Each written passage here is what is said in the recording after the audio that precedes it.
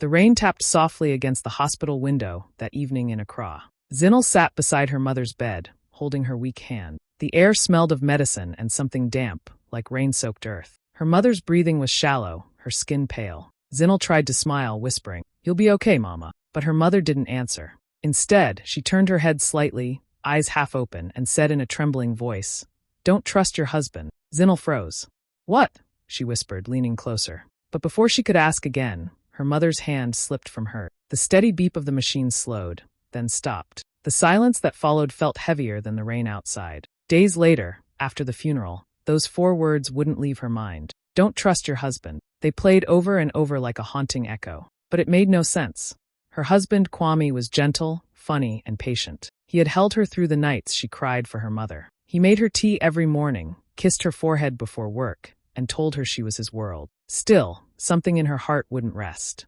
Maybe it was grief. Maybe it was the way her mother's eyes had looked, clear, certain, almost scared. Every night, when Kwame kissed her goodnight, Zinal smiled back, but her stomach tightened just a little. She told herself it was nothing, but deep down, she could still hear her mother's whisper, soft and sharp as the rain outside. "Don't trust your husband." Weeks passed, and Zinal tried to fill her days with laughter. She threw herself into her marriage like someone trying to prove something, maybe to herself, maybe to her mother's memory. Their apartment near the coast was bright and peaceful, with ocean air drifting through the open windows.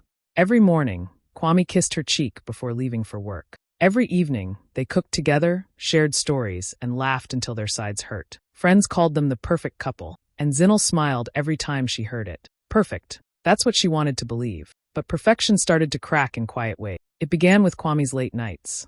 He said he had more projects at work, that his boss was demanding, that he was trying to earn a promotion. Zinal believed him at first. Why wouldn't she?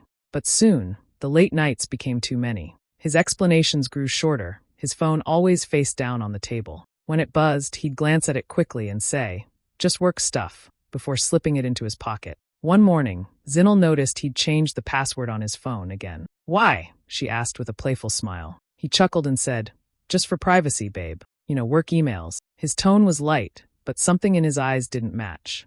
That night, as she lay beside him, watching the moonlight touch his face, her mother's whisper echoed in her mind. "Don't trust your husband." Zinal pushed the thought away. Her mother had been sick, confused. Maybe it was the medication talking. Kwame loved her, she knew that.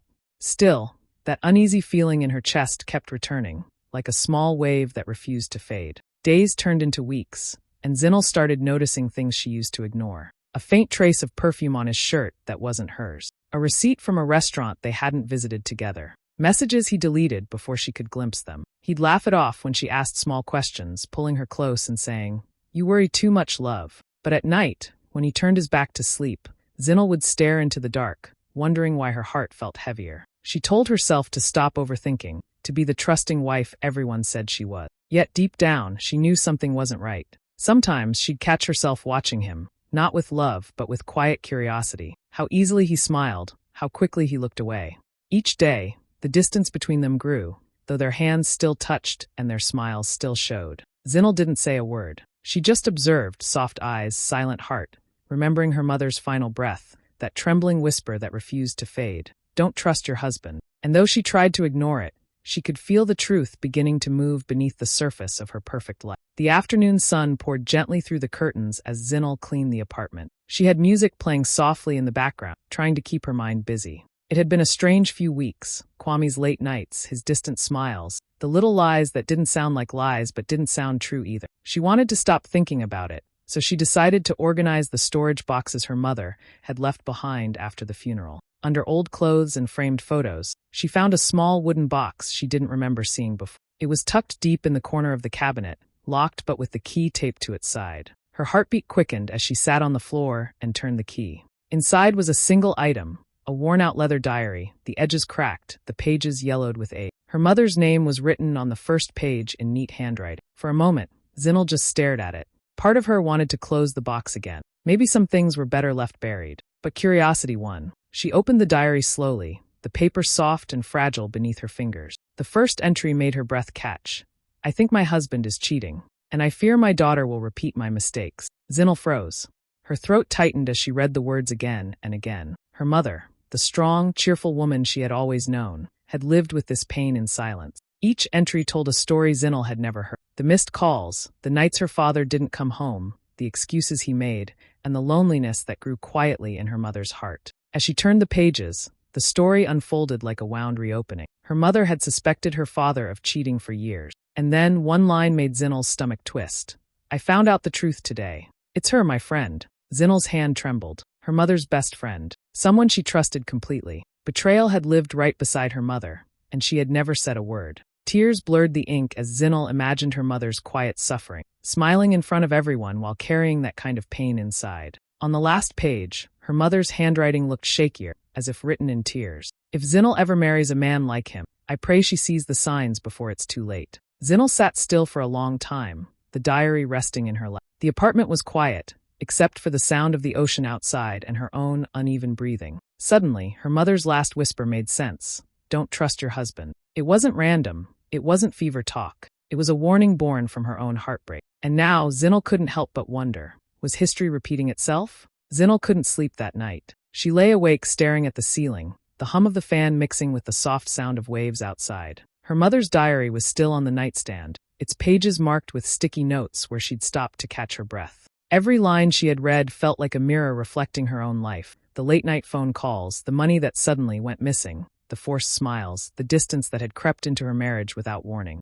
It was as if her mother's story had found a way to repeat itself, word for word, through her. She turned on her side and looked at Kwame sleeping beside her. His face looked calm, peaceful, almost innocent. But all she could think about were the lies he might be telling. Her mother had described the same quiet moments, when her father looked so trustworthy while hiding so much. The thought made Zinnel's chest ache. She wanted to believe her husband, to trust that what they had was real. But deep inside, something told her it wasn't. By morning, she made up her mind. She needed to know the truth, no matter how much it hurt. That evening, when Kwame came home, she greeted him with a warm smile, pretending nothing was wrong. Over dinner, she said casually, "You've been coming home late a lot lately. Long meetings again." He paused for a second, then forced a laugh. "Yeah, you know how work is. Meetings, deadlines, clients stressing everyone out." He reached for his glass, avoiding her eyes. Zinnel watched him closely. Her heart pounded, but she kept her voice light. Must be tough. Maybe I can visit you for lunch one of these days. Surprise you at the office?"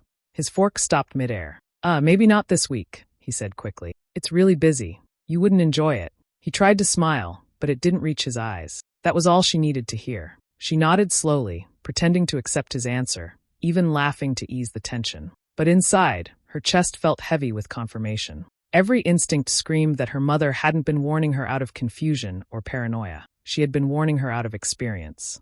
After dinner, Zinnel sat by the window, watching the city lights shimmer in the distance. She could hear Kwame in the next room, laughing softly into his phone. When she peeked in, he quickly turned away, pretending to check his email. Zinnel didn't confront him. Not yet. Instead, she stayed quiet and calm, the same way her mother once had. But unlike her mother, she wasn't going to let the story end the same way. As she looked at the diary on her lap, she whispered to herself, "Not again." This time, she would listen to the whisper and act before the pain became her own. The night was heavy and quiet, the kind that made every sound feel louder. Zinnel lay in bed beside Kwame, pretending to sleep. Her heart thudded softly in her chest as she watched him through half-closed eyes. He moved quietly, picking up his keys and slipping on his jacket. "Just going to check something at work," he whispered to himself, not realizing she was awake. The door closed gently behind him. Zinnel waited a few minutes before sitting up. Her hands shook a little as she grabbed her phone and bag. She didn't know what she was hoping to find, maybe proof that her fears were wrong. Still, her gut told her otherwise. She stepped outside, the air cool and damp, and called a taxi. "Follow the black car that just pulled out," she told the driver. The city was calm, streetlights reflecting on wet pavement as they drove. Zinnel's stomach twisted with every turn Kwame's car made. He wasn't heading toward his office. Instead, he drove toward the coast, to a small restaurant she knew well, one they used to go to together for date nights. Her breath caught. The taxi slowed down, and she told the driver to stop a short distance away. Through the window, she saw him step out of the car, smiling. A few moments later, another car arrived. A woman stepped out, her hair loose, her walk familiar. When Zinnel saw her face, her whole body went cold. It was Alma, her best friend, her bridesmaid, the one who had cried at her wedding and toasted to their forever love. Zinnel's eyes filled with tears, but she couldn't look away. She watched them sit across from each other, laughing easily, their hands brushing on the table. The way Kwame looked at Alma, that warm, tender look, used to be meant for her. Now it was gone. She wanted to burst through the door, scream, ask them why. But instead, she stayed still, her body frozen, her heart breaking silently. The restaurant lights blurred through her tears. She could almost hear her mother's voice again, soft but certain, "Don't trust your husband." Now the words hit her like a knife. Her mother hadn't been warning her about just any man. She had been warning her about this moment. After a while, she told the driver to take her home. The ride back felt endless. She stared out the window, watching the city lights pass like ghosts. When she finally walked into the apartment, everything felt different, colder, emptier. Zinnel sat on the edge of the bed, her hands covering her face. The tears came quietly, burning her eyes. She didn't know what hurt more, losing her husband or losing her friend. All she knew was that her mother had been right all along, and the truth, now uncovered, felt like a wound that would never close. Zinnel didn't confront Kwame that night. She sat quietly on the bed, staring at the dark ceiling, letting her heartbreak settle into something colder, something that felt like focus. The tears had stopped, but the ache was still there, sharp and deep. By morning, she made up her mind. She wouldn't scream, she wouldn't beg, and she wouldn't let him see her break. She would move in silence. For the next few days, she acted as if nothing had changed. She smiled when he walked through the door, laughed at his jokes, even cooked his favorite meals. Kwame looked relaxed again, thinking whatever tension had been between them was gone. He had no idea she already knew everything. But behind every calm smile, Zinnel was collecting proof. When he left for work meetings, she checked his drawers and found a hidden credit card bill. There were restaurant charges and hotel bookings under fake names, all dated on the nights he claimed to be working. She took photos of everything with her phone. She went through his laptop when he forgot to log out and saved screenshots of his messages with Amma. Every "I miss you," and every lie disguised as love. Each discovery hurt like a fresh wound, but Zinnel kept her face calm. She'd look in the mirror sometimes and hardly recognize herself. The woman staring back looked composed, but her eyes were colder, wiser. The calmness in her tone even scared her reflection. At night, she'd lie beside him, pretending to sleep, feeling the weight of his betrayal next to her. He'd kiss her forehead, and she'd whisper goodnight like she always did, hiding the storm building inside her. Kwame truly believed she was still the same trusting wife, and that was his biggest mistake. A week later, Zinnel dressed carefully and left the apartment, telling Kwame she was meeting a friend for lunch. Instead, she took a quiet taxi across town to a law office she hadn't visited in years. The nameplate on the door made her pause. Mr. Boateng, attorney at law. He was the same lawyer who had handled her mother's estate after her passing. The man who had helped her close one painful chapter was about to help her open another. She sat in his office, calm and polite, and laid out the evidence. Photos, text messages, bank statements, all neatly organized. Mr. Boateng listened silently, his expression softening with understanding. "Are you sure you want to do this, Zinnel?" he asked gently. She nodded. "I'm sure. I just want to do it right." When she left the office, the sun was setting, painting the sky orange and gold. She felt lighter, stronger. For the first time in weeks, she could breathe. Kwame still thought he was winning, but Zinnel knew better. The game had just changed, and this time, she was the one in control. A week later, Zinnel decided it was time. She'd spent days pretending everything was fine, smiling at Kwame, replying to Amma's friendly messages, acting like the perfect wife and friend. But beneath that calm smile, every move was carefully planned. She had already spoken to her lawyer, gathered all the evidence, and prepared one final act. It was time to end the lie on her terms. That Friday evening, she called Kwame and Amma separately. Her voice was warm, almost cheerful. "I've been thinking," she told them, "and I don't want things to feel awkward anymore. Come over for dinner. Let's start fresh." Both agreed instantly, thinking she wanted to make peace. Zinnel cooked a full meal, jollof rice, grilled chicken, fried plantain. The kind of dinner that smelled like love and nostalgia. She even lit candles and played soft jazz in the background. When Kwame walked in, he kissed her cheek and smiled. "You look beautiful, babe." She smiled back, steady and composed. A few minutes later, Amma arrived, carrying a bottle of wine, her usual bright smile hiding her nerves. They sat at the table, chatting lightly at first.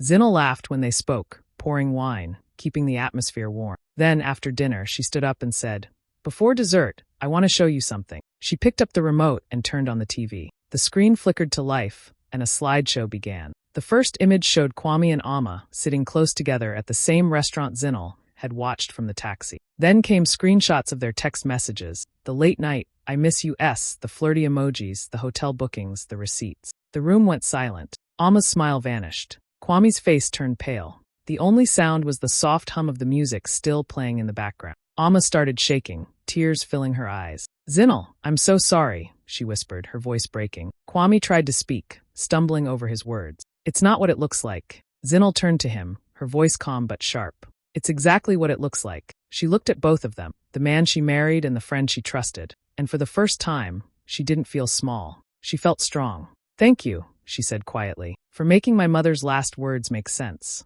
She reached into her bag and pulled out a brown envelope. Sliding it across the table, she said, "You can sign these before dessert." Kwame opened it and froze. Divorce papers. Amma covered her face and sobbed. Kwame looked at Zinel, desperate, ashamed, but she didn't waver. She simply stood, collected the plates, and said softly, "Dinner's over." The candles flickered as they sat there in stunned silence.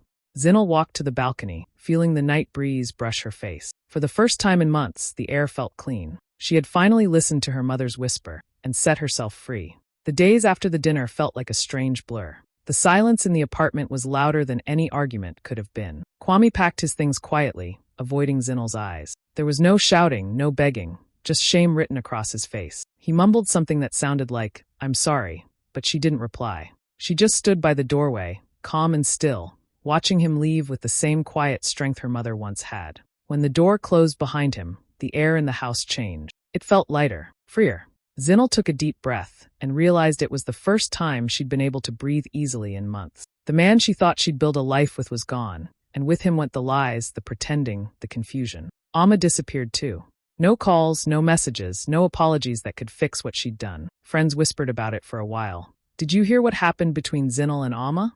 But eventually people moved on. Zinel didn't bother explaining. The truth had already spoken for itself. Her family rallied around her, heartbroken but proud. Her aunt came to stay for a few days, bringing her food and comfort. Her cousins visited with laughter and stories to keep her spirits up. "You're stronger than you think," her sister told her one. Zinel smiled weakly, but the words stayed with her. For the first time in a long while, she slept through the night. No lies whispering in her ear, no late-night texts lighting up the room. Just peace, soft, steady peace. But even with the quiet, the pain didn't vanish. It sat in her chest like a dull ache, reminding her that healing doesn't come overnight. One cloudy afternoon, she took her mother's diary and drove to the cemetery. The air smelled of wet earth and blooming flowers. She walked slowly to her mother's grave, the same spot where she had once stood as a grieving daughter with too many questions. This time she knew the answers. She knelt by the headstone, brushing away the leaves that had gathered there. Holding the diary close, she whispered, "You were right, Mama. You were right about everything, and I wish I had listened sooner." Her voice broke on the last word, and the tears came freely, rolling down her cheeks. The wind picked up gently, brushing her hair back, almost like a soft touch. Zinel closed her eyes, feeling something peaceful in that moment, as if her mother's spirit was there, watching, proud that her daughter had finally broken the cycle. She stayed there for a while, letting the silence wrap around her. When she finally stood to leave, she felt lighter. The pain was still there, but it no longer owned her. As she walked away, the wind blew softly through the trees, and Zinel smiled through her tears. It felt like her mother was finally at rest, and maybe, just maybe, so was she. Months passed, and the sharp pain in Zinel's chest slowly softened into something she could live with. The mornings didn't feel as heavy anymore. She started waking up early again, opening the curtains to let the sunlight in. The apartment, once filled with silence and sadness, began to feel like her space again, peaceful, safe, and truly hers. She spent a lot of time thinking about her mother, about the diary, about everything that had happened. At first, she thought she would never feel normal again. But day by day, she realized that the pain hadn't destroyed her. It had pushed her towards something new. One afternoon, while sitting by the ocean, she wrote in her journal, "Maybe my story can help someone else." That one line became the beginning of a new chapter. With her savings and some help from her aunt, Zinel rented a small office near the city center. She painted the walls soft beige and hung up photos of calm beaches and blooming flowers. She named the space the Whisper Project, a tribute to her mother's final words. It was a counseling center for women who were going through heartbreak, betrayal, or loss. A place to talk, to cry, and to rebuild. The first few weeks were quiet. Only a handful of women came in, their faces filled with the same kind of pain Zinel once carried. But she listened to them with empathy, never judging, only offering the kind of comfort she wished someone had given her. The more she helped others, the more she began to heal herself. Each story reminded her that pain doesn't choose its victim, but strength is a choice we get to make afterward. Word spread slowly. More women began to visit, some broken by love, some betrayed by people they trusted, some just needing a place to breathe. Zinel would sit with them for hours, offering tea and gentle advice. "You'll get through this," she'd tell them with a small smile. "I promise. It hurts now, but it won't hurt forever." Over time, her laughter returned, soft at first, then stronger. She began to dress in bright colors again, wearing the confidence she thought she had lost. Her friends noticed the change. "You look like yourself again," one said. Zinnel smiled and replied, "No, I look like someone new." In helping others heal, she had found her own freedom. The Whisper Project became more than just a business. It became a space of hope. Every woman who walked in left a little lighter, and Zinnel felt proud knowing she had turned her pain into purpose.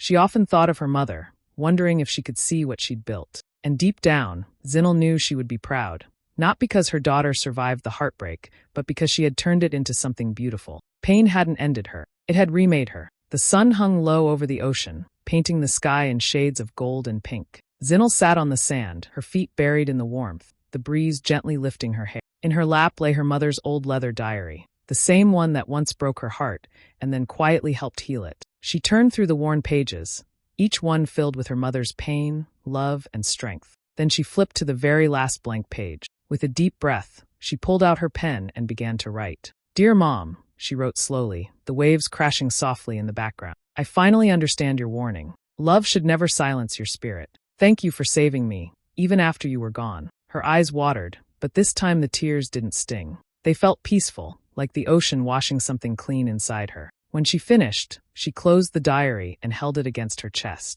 The wind blew gently, almost like a soft whisper brushing her cheek. A whisper she had heard years ago in a hospital room, one that had once sounded like confusion but now felt like love. She looked out at the endless sea, the sunlight glimmering on the water like tiny sparks of hope. For the first time in a long time, she smiled, not the forced kind, but the real kind that comes when your heart finally lets go. In her mind, her mother's voice echoed again, soft and wise. "Don't trust your husband." But now Zinnel understood what those words truly meant. "She told me not to trust him," Zinnel whispered to herself, watching the waves roll in. But what she really meant was, trust yourself first. And with that, she finally felt free.